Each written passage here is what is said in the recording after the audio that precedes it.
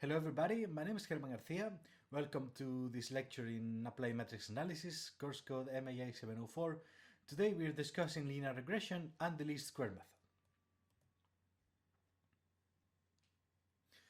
method. The first thing we're going to be discussing today is square and non-square linear systems.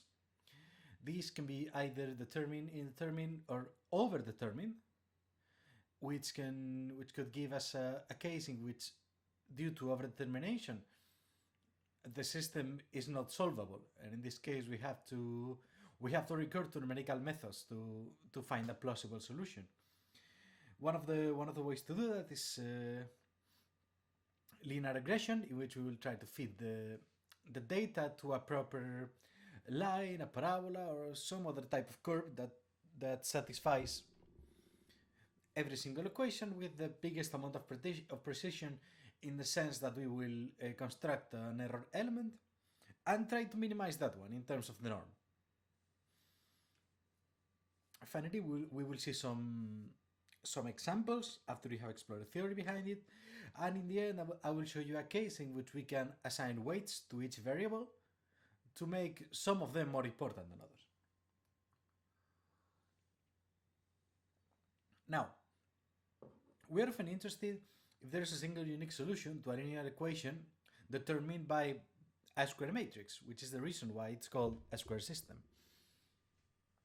If a square matrix is invertible, the linear equation system defined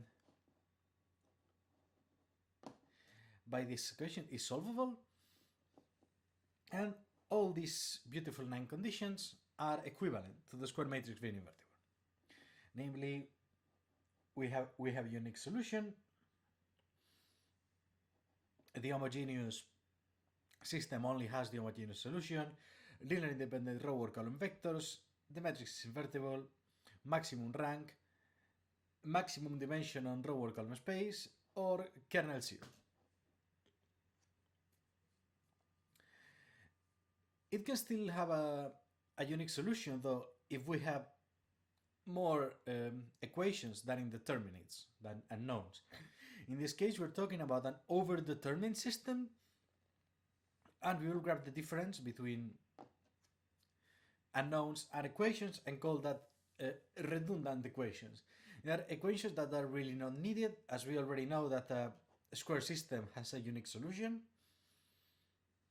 but they're still there. These can often appear when working with large sets of data. We want to approximate with simple functions, and in the end we end up having to fit to many points, which causes overdetermination. Now, these systems are generally not solvable. However, there is some condition. If we have only two columns, only two variables, the system can be solved if all the points are aligned. In this case, we're talking about collinearity. This is it's pretty obvious. This is here all the points are aligned, and so we can approximate that with a straight line. In the case of 3 variables, the system is solvable if this equation here, with some fixed ai1, ai2, ai3, holds for every point, which means that all points are in the same plane. They are coplanar. They have the property of coplanarity, which means they are stamped in the same plane. In other case, the system will not be solvable. Generally speaking, with 2 variables we have a straight line. With 3 variables we have a plane. With m variables we have some m-1 dimensional hyperplane, or a volume, a subspace with dimension 1 less than the number of variables, in which all points should lie in order for the system to have a solution.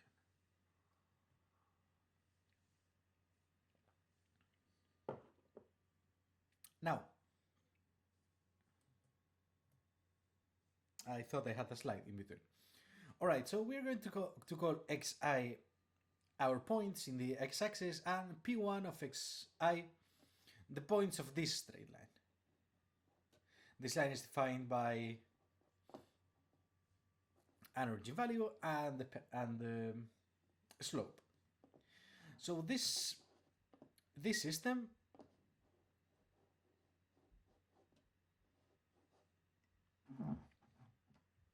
is obviously solvable. It's the case that we have explored before.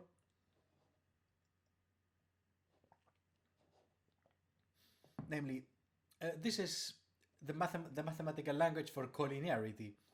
Namely, we have n equations and two variables.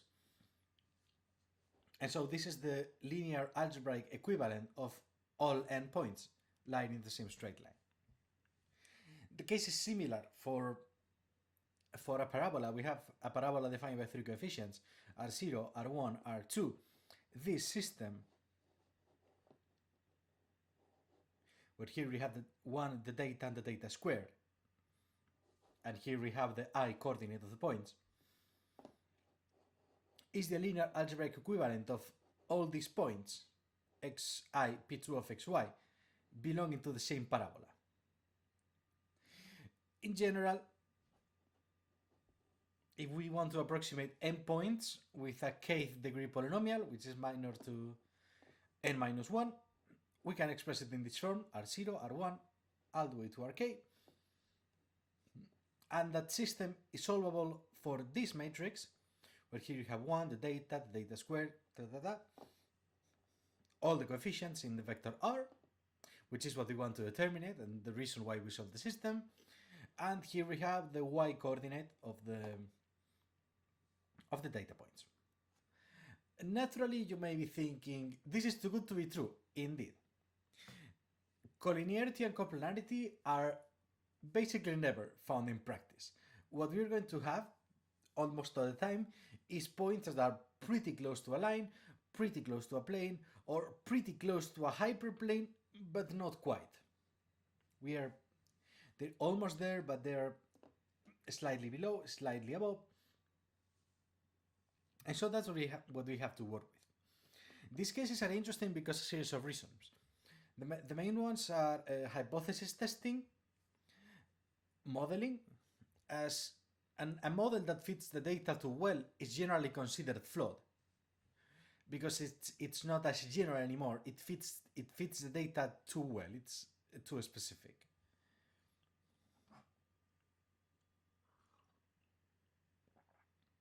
Of course, this kills one of the properties of models, which is predicting, generalizing. And so we share a common goal with them. We want to find a model that fits our data best and that we can use for predicting or generalization. This is named as the regression model, and it's also called as the problem of fitting a model to the problem. So which coefficients do we need here for this parabolic model, straight line model, whatever, to fit the data best? The idea behind fitting is minimizing what we call the error. The error is the difference, in common terms, is the difference between what our model has predicted for the data and the data itself. In this case, if we have the system ax equal y, the residual, also called error, also called noise, is the difference between matrix times coordinate x of data and the vector with the other coordinate of the data. So what we have minus how we approximate it is the error. This is a vector. So if we want to minimize it, we first have to establish how we want to minimize it. The sense we're picking here is by minimizing the vector norm 2, which is the Pythagorean norm. We use this one because, among other properties, it's pretty easy to calculate. Basically, the norm 2 is the square root of the dot product of the error vector transpose times the error vector. So knowing this E actually provides a very good estimate on how close are we getting with the model and in respect to the data.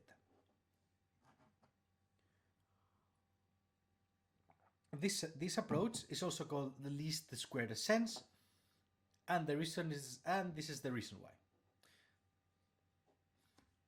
And so due to this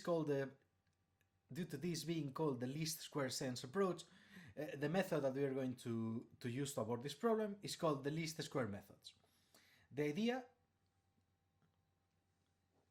we have this list of values. We're going to see with an example that the idea is to create a line such that the sum of the square distance of the points of the data to the line is minimum. So, assume we have this data, x1 to xn and I1 to yn.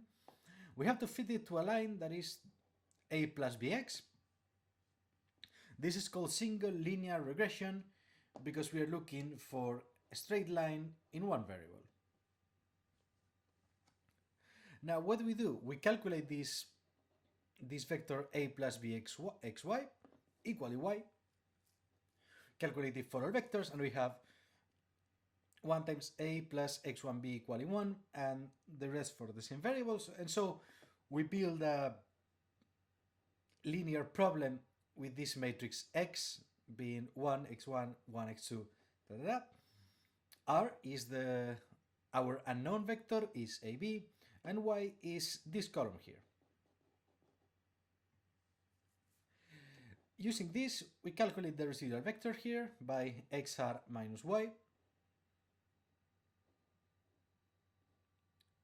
And in the end, we calculate the Euclidean length of this vector using this nice property over here. The problem is reduced to minimizing values, to optimizing values of A and B, so this is minimum. And this will give us the best fitting line in this sense. Now,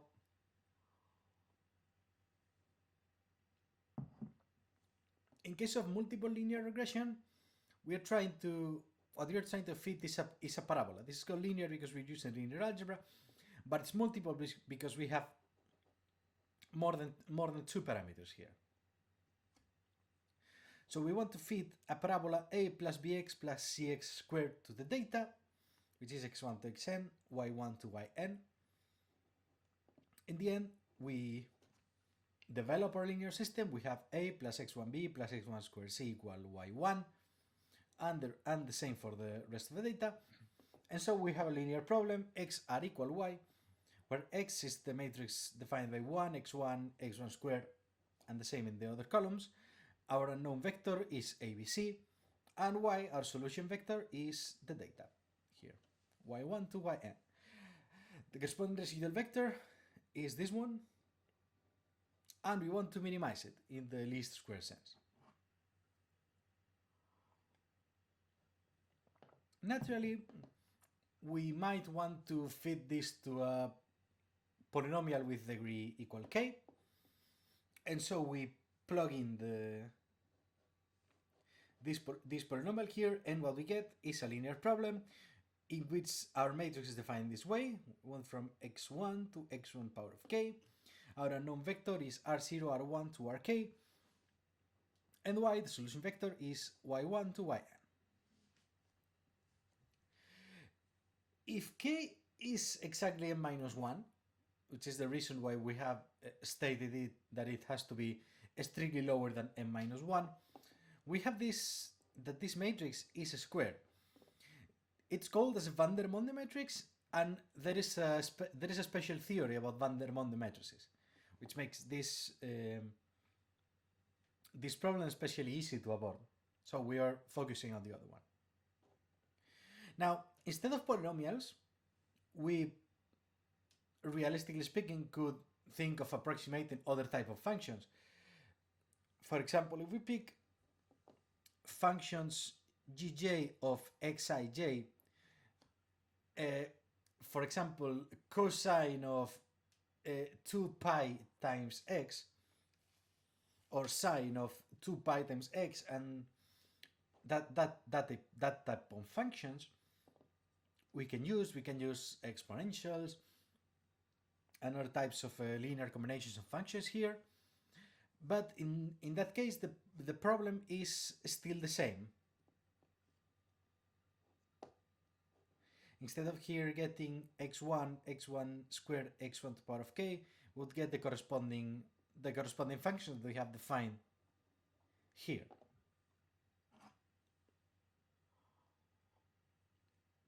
Obviously, with this more general approach, fit into a polynomial is the equivalent of getting these functions over here and requiring them to be monomials, which is what we are using most of the time, because generally polynomial functions are very good approximates of a lot of stuff. But in this case, the regression problem, we can formulate it in this way. Here, matrix X is defined with these functions evaluated in the points of the data. A is all the coefficients here that we need, the m coefficients that we need, and y is the data itself, y1 to yn. For example, this is probably the best way to see it. We want to approximate the following trigonometry functions: ay times sine of x, a2 sine of 2x, a3 cosine of x, to this data. The problem, we can write it in this way. The column corresponding to a1 goes here, column corresponding to a2 goes here, column corresponding to a3 goes here. So we have sine x1, sine 2x1, cos x1, and the same for the rest of variables. Our unknown vector is a1, a2, a3 in this case, and y is the data here, y1 to yn. We want to minimize this norm over here. In this case, we are using the norm squared. Norm to square, which is the sum of these squares, and this is equal to ax minus 1 transpose times ax minus 1. Alright, this is a second degree polynomial on x. Sorry, on e. It has no mixed term, it has no mixed terms, and correspondingly there is a global minimum when the derivative of this with regard to all their functions, to all the variables, ey, ei, is 0. Well, you may be thinking, how is this useful? This is not only useful, this is huge, because each of these coefficients is related to the data point xj in such a way that the derivative of ei with respect to the variable xj is equal to the coordinate ij of this matrix here, in this case. And so we can use this to expand this equation. Our idea is that the derivative of this s function here with respect to variables xj is equal to the sum using the chain rule. We have squares here, so, and this is a finite sum, so we can apply the chain rule here. What we have is this beautiful equation over here, where this is aij and 2ey is the ith coordinate of vector ax minus y. This is equal to 0, and what it leads to is to a transposed ax is equal to a transposed y. Now we are talking. Now we have a powerful tool to resolve this kind of beefy, bulky equation systems with errors and minimizing and unknown variables that are square. This is way easier. And these are called the canonical equations or normal equations, but we will get there.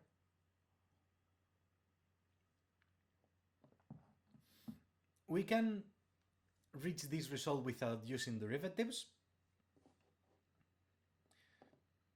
Sorry, by using other type of derivatives. I kinda lied to you here.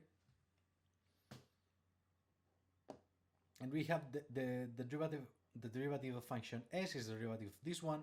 It's equal to 2 times a transpose ax minus a transpose y, and so minimizing it means that the content of this parenthesis over here is equal to 0, and so we arrive to basically the same result.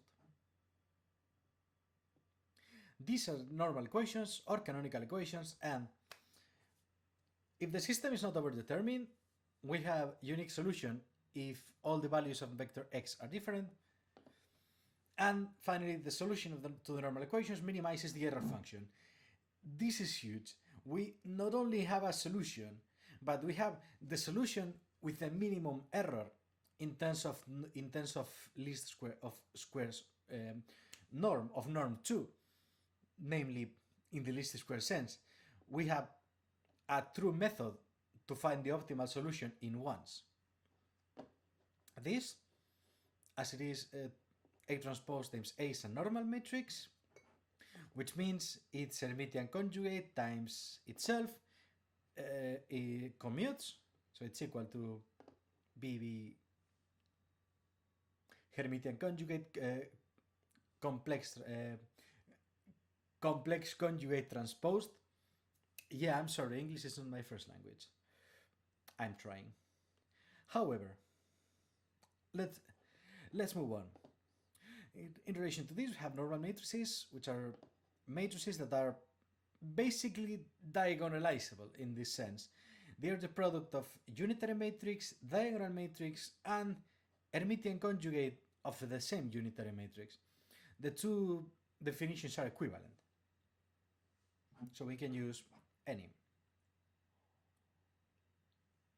Now, for small matrices, you may think of any method as suitable. However, as the size of the system grows, the difficulty of certain methods elevates exponentially. And so the most efficient method to solve this is by far a QR factorization. So we can divide this square matrix as unitary times upper triangular, and if we expand this, we can rewrite these normal equations in this way. These equations turns out to be R x, that x is the vector of unknowns, is equal to the unitary matrix transpose times y. So if we have the matrix, we basically only need vector y and a QR factorization to solve this. Let's see it with a small example. However, no, we're going to do the Gaussian elimination example first. So we have this overdetermined system here. It's 3 equations in 2 variables, so it's overdetermined by definition. We have matrix A. We have a vector of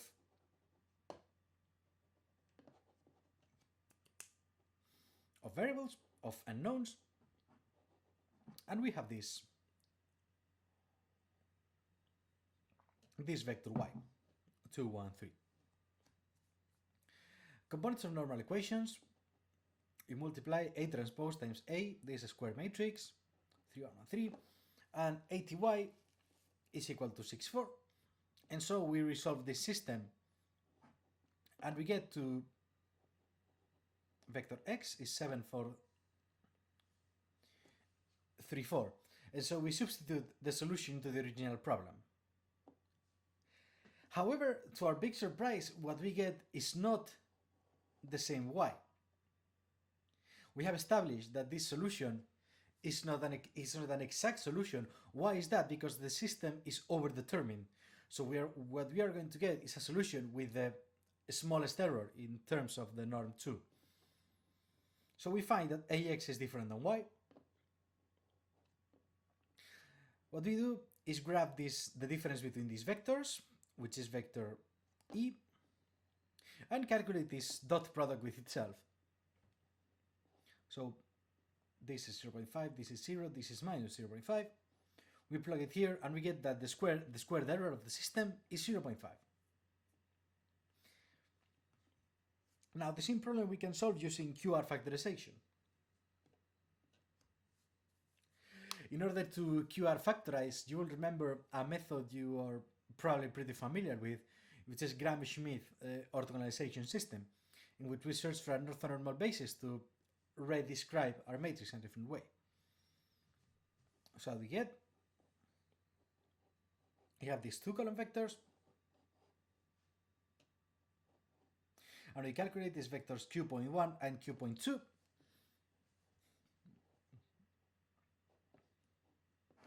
And so matrix Q is this beautiful thing over here. Regarding matrix R, the easiest way to calculate it is once we have matrix Q, which we already know is unitary, we multiply by the conjugate transposed by the Hermitian conjugate at left. And so what we have is QH, QR, which is equal to R, is QHA, so we just multiply both matrices together. And what we get is this beautiful matrix right here, which we notice that is upper triangular. Finally, now that we have all the data we need, we plug it into the problem. Rx equal QTY, and we have a regular, not overdetermined, actually square linear system, and it has this beautiful solution over here. We know that is the same solution, right?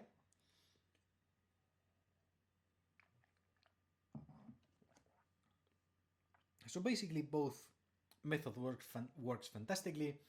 As we've said, Gaussian elimination might be a bit more useful and less bulky with a short number of variables, and as the number of variables goes on, Gram-Schmidt process is exponentially faster. Now, we're going to go for a real-life example now and get rid of all the letters that we have already left behind. And so we have this set of data, -1, 1, 0, 0, 1, 0, and 2, -2.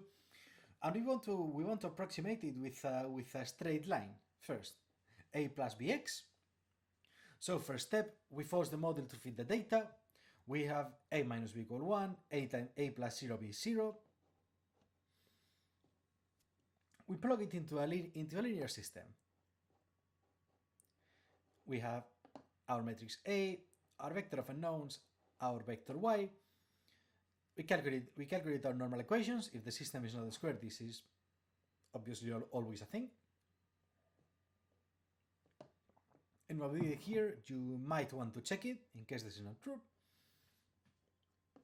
is this beautiful square system, which has a result a equals 0.2, b equal minus 0.9, which means that the best line to approximate this data is this one over here.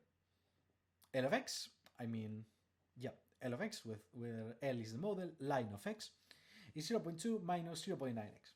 Let's see, do I have a plot? Yeah, this green line is the plot. Now, let's see what happens if we try to fit it to a parabola. The intuitive idea is that it should fit better the data, as the number of parameters that we are picking is considerably closer to the number of data points we have. And that's not completely adventurous, so let's see what happens. We force the model into the data, we get this matrix, this vector with unknowns, and this vector y. Again, the matrix is not square, so we plug in the normal equations, and we get the system. The system has unique solution, which is a equals 0.45, b equal minus 0.65, and c equal minus 0.25, which means the best parabola is parabola of x, 0.45 minus 0.65x minus 0.25x squared. We substitute both into the original problem, and we see that none of them fit the data perfectly. However, in the first case we have standard error of 0.7, and in the second case the square error is 0.45, which means the parabola is significantly closer to the data. We plot this to see if it's true, and indeed.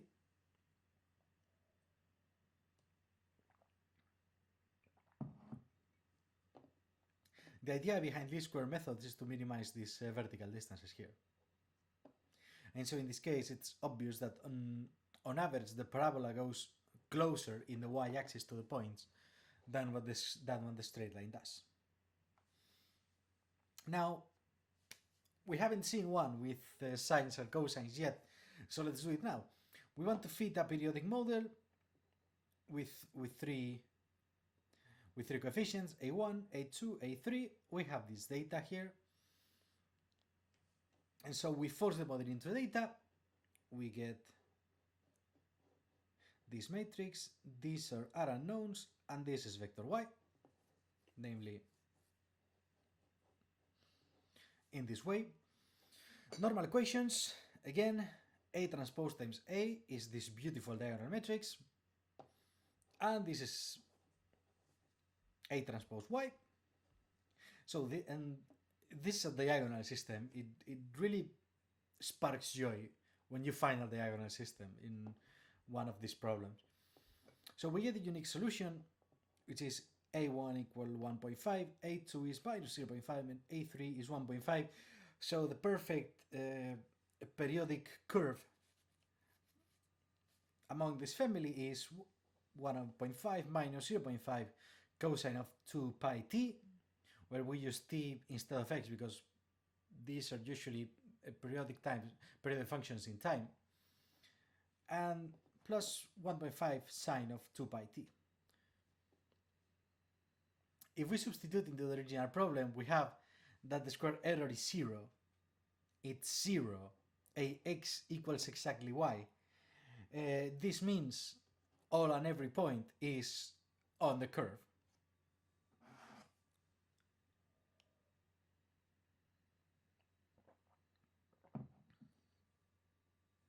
Now, this usually doesn't happen. I mean, this is a very weird one, and it's actually something that you sometimes may want to run from. As I have said in the beginning of the lecture, one of the risks that we run when we use this type of approximation models is that we create a model that fits our data too well, which implies that when we plug other data into it, we will absolutely lose precision, which means our model cannot be used for predicting with new sets of data anymore. So generally, overfitting is something we want to avoid, but we will see that later in the course. Now, what happens if, for whatever reason, one of the data points or many of the data points are more important than the others? Well, in that case, what we can do is multiply each point, quote marks, by a weight and solve what is called the weighted least square method. In this case, we want to introduce in the error vector a diagonal matrix that has the weights associated to its data point in the corresponding element of the diagonal. By using this, the normal equations, if we want to add weights, will become A transpose times the weight matrix times A times X equal A transpose times the weight matrix times Y. For example, in this case, we have the same data again, but we want to consider this point and this point as 5 times more important than the rest. So what are we going to do? We're going to go all the way to the weighted least square method, and so the normal equations are in this way. We build our matrix A, we build vector X, we build vector Y, and we build our weighted matrix as well. In which the weight associated to point 1 will be 5, for the second will be 2, for the third will be 1, for the second will be 1, for the third will be 1, and for the fourth will be 5 again. This fits the idea that the first and fourth point are 5 times more important than the other two. And so we plug the normal equations in, and we get this beautiful system, which has a unique solution. A equals 0.4891, B is minus 0.7283, C is equal to minus 0.25, and so the best parabola is this one. Now, this by itself doesn't say anything, but if we compare it with the other one, the one we got without using weights, we see that they're already a bit different. And in this case, given that we want to fit the first and fourth points better, what we have built is a parabola, that the green parabola here, that actually gives more importance to the first and the last point, and a little less to the other two. There is a variety of reasons why this method could be good. One is, for example, if a good fit is more important for certain x values. For example, we want to study the growth of a certain population of bacteria in time, but we want to give more importance to what happens between seconds 10 and 12, or between days 10 and 12. And so we build our model to give more importance to the points that are in the interval 10, 10, 12. Another reason we could add weights, right, is by using the reciprocal of the local variance in very big data sets. Now, this would serve to limit the influence of regions with lots of noise. Those regions with lots of noise generally have not too big local covariances. I mean, really big local covariances actually. So multiplying by the inverse would reduce their importance automatically. In a more intuitive and more handleable, if that's a word, way, we can imagine, for example, that we're measuring with Helmholtz 2, and at some point there is a spike of tension, and one of the measures goes over the roof. The thing we can do is assign that data point that we have gotten and give it a weight of 10 to the power of minus 5 or something like that. So we are still kinda including it into the approximation, but at the same way we are reducing its importance so we don't lose the fit to the rest of the data. And yeah, this is mostly what the least square methods is used for. In the next lecture, what we're going to be seeing is linearization of a problem called non-linear least squares approximation. We're going to see how the least square methods can call upon itself in what's called the recursive least square methods, and we will check other least square variations that could be of use in future subjects, in your projects, and overall in your life as an engineering mathematics student. And this was it for me. Thank you very much for joining, and I will see you in the next one. Thank you.